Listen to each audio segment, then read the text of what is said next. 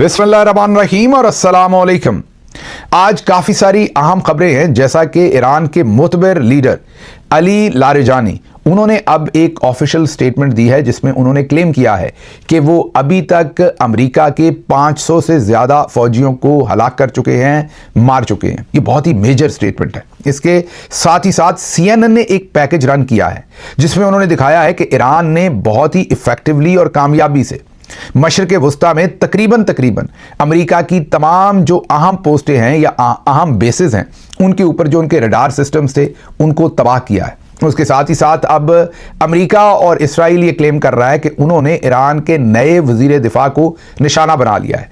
साथ ही ईरान का एक बहरी जहाज जो इंडिया गया हुआ था बहरी मशकों में, उसको इंडिया के पानियों के बिल्कुल करीब जाके अमेरिकी आबदोज ने उसको तबाह कर दिया है। वहां पर बहुत सारी जाने जाने का खदशा है। इसके साथ ही स्पेन की और अमेरिका की जंग बढ़ रही है। 15 से 20 अमेरिकी जहाज जो है वो स्पेन की हदूद से निकाल दिए गए हैं। साथ ही साथ जो UAE है वहां पर भी मामलात खराब हो रहे हैं। एमिरेट्स एयरलाइन ने लंबे अरसे के लिए अपनी फ्लाइट्स जो हैं उनको सस्पेंड कर दिया है। बच्चों को स्कूल से छुट्टियां दे दी गई हैं।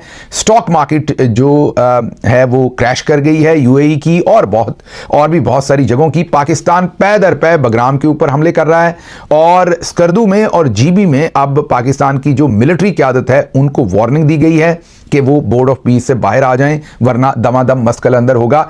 इस सब पर बात करेंगे, लेकिन पहले शुरू करते हैं लाहौर से, जहां पर मरियम नवाज के लिए अब फौजी जर्नल्स की तरफ से एक मेजर हजीमत का, मेजर इंसल्ट का इंतज़ाम किया गया है। लेकिन मरियम साहबा अभी शर्माती हैं, वो इस इंसल्ट को पब्लिकली लेने को तैयार नहीं है। याद कीजिए, अब से चंद हफ्ते पहले जो सुहेल अफरीदी हैं खैबर पख्तूनख्वा के चीफ मिनिस्टर, उनकी क़यादत में या उनकी सदारत में एक एपेक्स कमेटी का इजलास हुआ था। सारे सूबों में एपेक्स कमेटीज़ बनाई जाती हैं।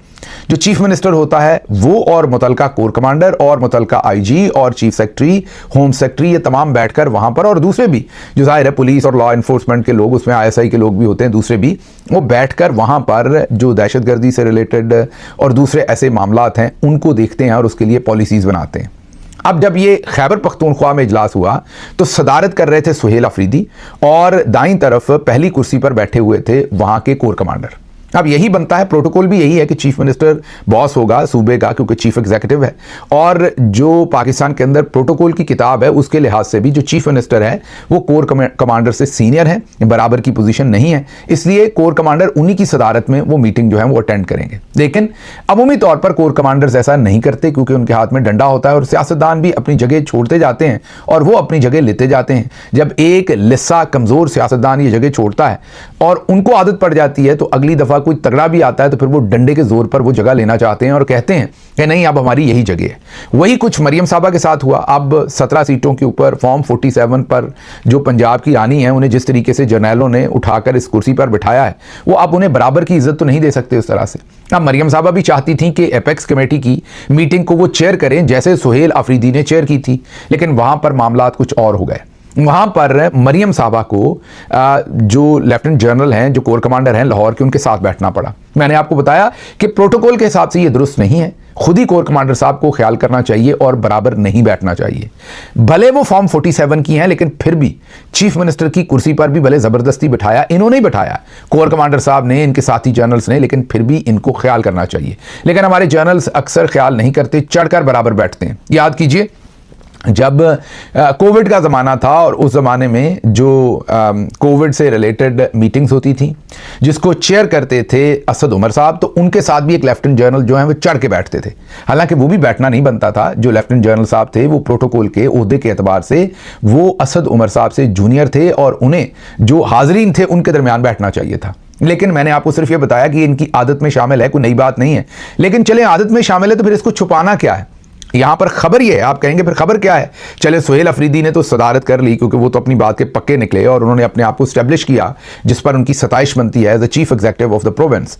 तो फिर आप कहेंगे पहले भी होता आया, अब भी हो रहा है, तो फिर इसमें खबर क्या है? खबर आपको बताते हैं, ये जरा फुटेज देखिए। मरियम साहबा के दफ्तर ने ये टेढ़े मेढ़े एंगल्स जो हैं वो कैमरे से शाया किए हैं। साथ ही हम आपको स्क्रीन पर दूसरी फुटेज दिखाएंगे।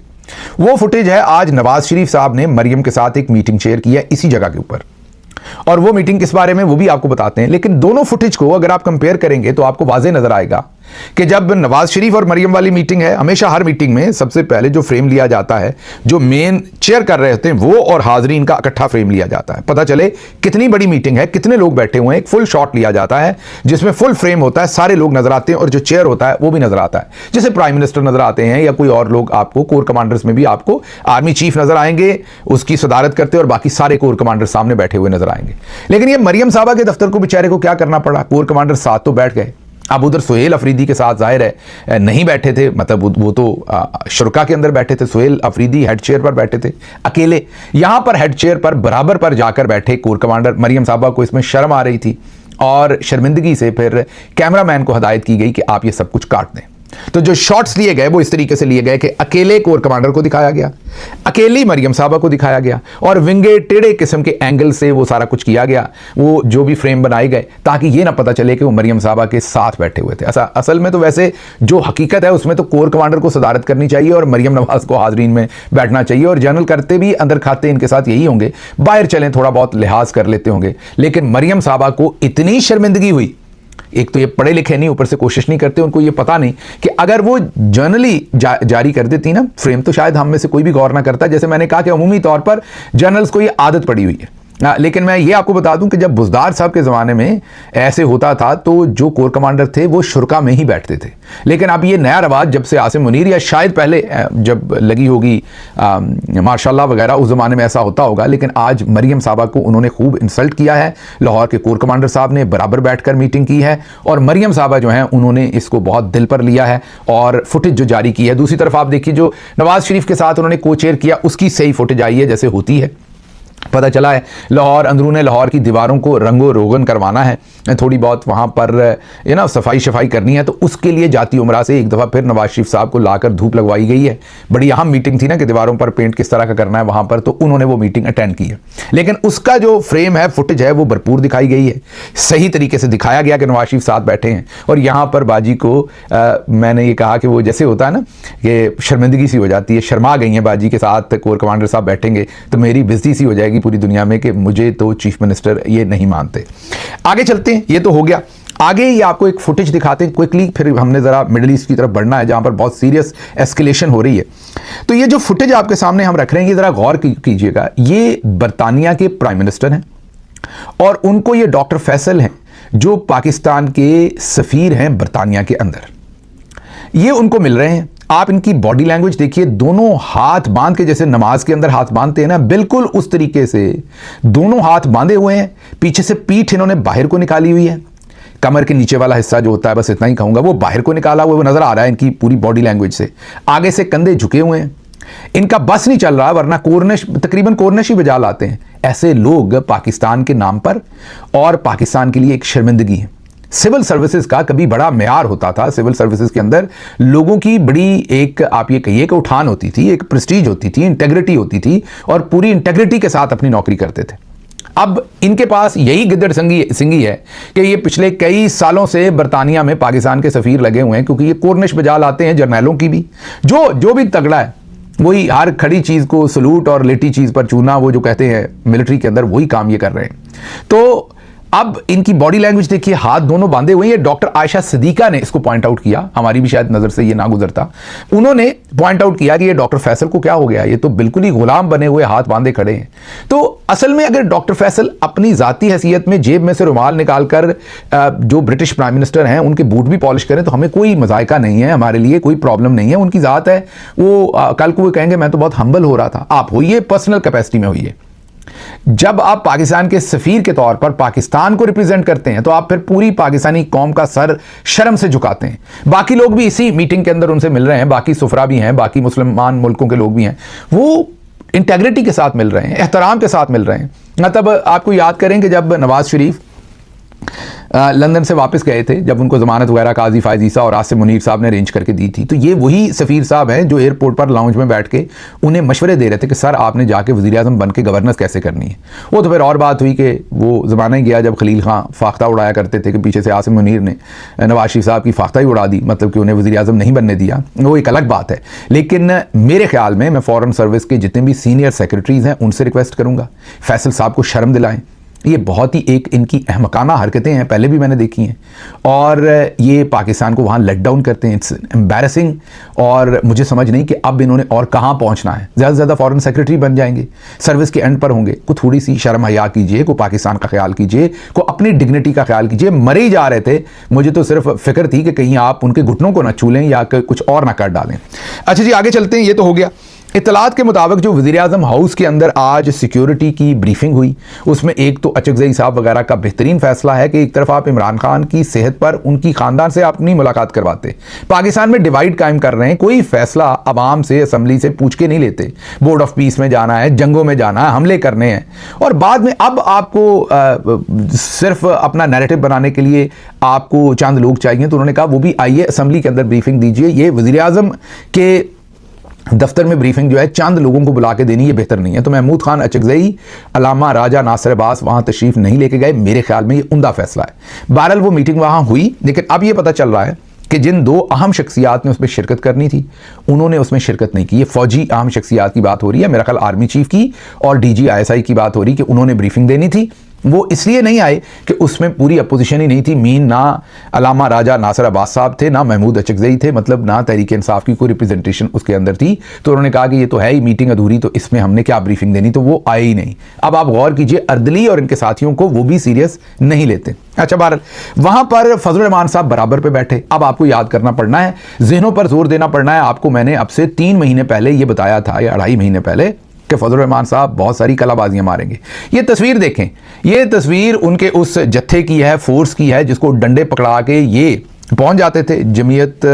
जमीयतुल अंसारुल इस्लाम फोर्स इसका नाम है। डंडे पकड़ के सुप्रीम कोर्ट पे चढ़ जाते थे, कहते थे अमेरिका का जो यार है वो गद्दार है, इसराइल का जो यार है वो गद्दार है, ये नारे लगाते थे। और कहते थे कि हम ईंट से ईंट बजा देंगे। किसी को यहूदी एजेंट कहते थे, किसी को इसराइली एजेंट कहते थे। मैंने आपको तभी बताया था कि फजल रहमान साहब बोर्ड ऑफ पीस को भी सपोर्ट करेंगे, फौज को वहां जाने पे भी सपोर्ट करेंगे, सब चीज़ों में अंगूठे लगाएंगे, ड्रामे करेंगे। आप देख लीजिए, फजल रहमान साहब ने कोई एहतजाज नहीं किया, कोई लॉन्ग मार्च नहीं किया, और आज अच्छे बच्चे बन के इस ब्रीफिंग में भी साथ बैठे हुए थे। दूसरे आपको एक और साहब बताते हैं जो माशाल्लाह बहुत ही शानदार किस्म के फनकार हैं, और वो हमारे जमात इस्लामी वाले हैं। हाफिज नईम साहब जो हैं, हाफिज साहब जो हुए वो भी, हाफिज साहब ने अब यह ऐलान किया है कि ईद के बाद जमात इस्लामी खैबर पख्तूनख्वा में तहरीक इंसाफ की करप्ट सबाई हुकूमत के खिलाफ एहतजाजी मुहिम का आगाज करेगी। माशाल्लाह माशाल्लाह माशाल्लाह, ये हाफिज नईम और रहमान साहब ने ऐलान फरमाया है। मैंने आपको बताया था कि कोई शक नहीं कि हाफिज साहब भी मुकम्मल टाउट हैं जर्नैलों के, जहां जहां जरूरत पड़ती है वहां वहां लॉन्च होते हैं। आपको बताया था कि पूरे का पूरा तबाही फेर दें बोर्ड ऑफ पीस के थ्रू, कभी नहीं बोलेगी जमात इस्लामी, देख ले नहीं बोली, कोई एहतजाज नहीं, कोई लॉन्ग मार्च नहीं, अच्छे बच्चे बन के। लेकिन चढ़ाई किस में करनी है? खैबर पख्तूनख्वा में तहरीक इंसाफ की करप्ट हुकूमत, ये लाइनें लिखी हुई हैं। इनसे बड़ा ड्रामा कोई हो सकता है? मैं दोबारा एक दफ़ा यहां पर डिस्क्लेमर दे दूं कि मैं जो जमात इस्लामी का वोटर है, सपोर्टर है, कारकुन है, उसका बहुत एहतराम करता हूं, क्योंकि मैं बहुत सारों को जानता हूं, नेक लोग हैं, ईमानदार लोग हैं, मुहिब्बे वतन हैं, बेहतरी चाहते हैं। लेकिन बदकिस्मती से हुकूमत में रहते हुए जब मैंने इनकी लीडरशिप के हालात देखे, इनके बारे में इंफॉर्मेशन देखी है, सबकी सब लेटी हुई है, जर्नैलों के निचले दर्जे की टौटी करते हैं, मीन अपने आप को बेच भी बड़ा सस्ता ही देते हैं। तो दिस इज़ वेरी अनफॉर्चुनेट। एक दफ़ा फिर जमात इस्लामी ने अपना कंधा ऑफर किया है जर्नैलों को, और अब खैबर पख्तूनख्वा के अंदर ये लॉन्च होंगे। अब ज़रा आगे चलते हैं। अब अगली खबर, जैसे मैंने आपको कहा कि आप मिडिल ईस्ट के ऊपर बात कर लें, क्योंकि वहाँ पर बड़ी मेजर और सीरियस एस्केलेशन हो रही है। अली लारेजानी बहुत ही मोतबर लीडर हैं। कुछ लोग तो ये भी कह रहे थे कि शायद ये सुप्रीम लीडर भी मुंतखब हो जाएं ईरान के, लेकिन अब न्यूयॉर्क टाइम्स और दूसरे क्लेम कर रहे हैं कि मुज्तबा अली खामेनाई, सैयद मुज्तबा अली खामेनाई, जो साबिक जो शहीद हो गए सुप्रीम लीडर अली खामेनाई के साहबजादे हैं, 56 साल उनकी उम्र है, कह रहे हैं कि उनको इलेक्ट कर लिया गया है या उनके हक में वोट डाल लिया गया है, उन्हें चुन लिया गया है अगले सुप्रीम लीडर के तौर पर, लेकिन अभी तक ऐलान नहीं किया। दूसरी तरफ अगर आप बात करें, दूसरी तरफ जो ईरान है उसने तो ऑल इन कर दिया है, वो भी मेरा ख्याल मजहबी वॉर ही लड़ रहे हैं। बदर याद कीजिए, उसके बाद मेरे ख्याल में कादसिया, और उसके बाद यरमूक, ये तीनों जंगें जो हैं इसमें थोड़ी तादाद में मुसलमानों ने बड़ी तादाद में मुकाबला किया था। अब ईरान की स्ट्रेटजी भी उसी तरह की है, वो भी उसी तरीके। तो ये तो एक किस्म की एक अनफॉर्चुनेट बात है, लेकिन ये एक मजहबी जंग जो है ये बनती जा रही है। ईरान ऑल इन चला गया है, उन्होंने वापस नहीं जाना। उन्होंने, मैंने जैसे आपको कहा कि वो खुद तो इसमें फंस गए हैं, वो अब ये कह रहे हैं कि हम पर तो इम्पोज की है, हम बाकी सबके भी कड़ाके निकाल देंगे। तो ईरान हमें पीछे होता हुआ नजर नहीं आ रहा। रजा पहलवी का बुरा दिन चल रहा है, उन्हें एक रशियन कॉमेडियन ने बेवकूफ़ बनाया है, उनसे एक पर्सनल मीटिंग का टाइम लिया, मीटिंग की और उसके अंदर उनसे ऐसे ऐसे कलमात इसराइल के सपोर्ट में बुलवाए और दूसरी चीज़ों में बुलवाए, और ईरान के ऊपर जो हमला हो रहा है वो ठीक हो रहा है, बमबारी ठीक हो रही, लोग ठीक मर रहे हैं, और उस मीटिंग को वो रिकॉर्ड करते रहे। और उन्होंने उनको ये बताया था कि हम कुछ जर्मन अथॉरिटीज़ से हैं और हम आपके साथ कोलैबोरेशन करना चाहते हैं। असल में वो कॉमेडियन थे रशियन, और उन्होंने उसकी रिकॉर्ड करके वीडियो जारी कर दिया। रजा पहलवी साहब के पल्ले पहले ही कुछ नहीं रहा था, जो छोटी मोटी कसर थी वो अब निकल गई है। तो वो अब हुकूमत करने ना करने के ख्वाब जो हैं वो देखने बंद कर दें तो बेहतर है। स्पेन के साथ फड्डा शदीद हो गया है अमेरिका का, और स्पेन के जो प्राइम मिनिस्टर के बयान के बाद स्पेन से अमेरिका के 15 तैयारों को पीर के दिन मुंतकिल होना पड़ा, वहां से निकलना पड़ा, क्योंकि स्पेन ने कहा कि हमने आपके साथ नहीं चलना। और स्पेन के प्राइम मिनिस्टर ने एक दफ़ा फिर कहा कि हम इस गैर कानूनी जंग में आपका हिस्सा नहीं बन सकते। उन्होंने कहा कि इससे पहले भी वायलेशन हुई थी इंटरनेशनल लॉ की इराक जंग के ऊपर, इससे पहले भी जो प्रॉब्लम बातों से हो सकती थी सॉल्व, उसको बम्बों से सॉल्व करने की कोशिश की थी। इससे पहले भी ये गलतियां हुई थी, एक ऐसी जंग शुरू की गई थी जिसकी ज़रूरत नहीं थी। अब हम इस जंग में इस तरीके से नहीं जाएंगे, हम ये गलती नहीं करेंगे। चिट्टा जवाब स्पेन ने दिया है, और दूसरे यूरोपियन कंट्रीज़ को भी कहा है कि आएँ, आप भी हमारे साथ मिलें और इस सारी चीज़ के खिलाफ जो है वो आप भी खड़े हो जाए। मैंने दुबई के बारे में बात करनी थी, क्योंकि वहाँ बच्चों को भी जल्दी छुट्टियां दे दी गई हैं। एमिरेट्स एयरलाइन ने भी 7 तारीख तक अपने ऑपरेशंस को मुअत्तल कर दिया है। स्टॉक एक्सचेंज भी वहाँ पर क्रैश हो रही है। इस सब पर सुबह के व्लॉग में बात करेंगे। मुझे यहाँ से इजाज़त दीजिए। अल्लाह आपका हामी और नासिर हो। पाकिस्तान जिंदाबाद।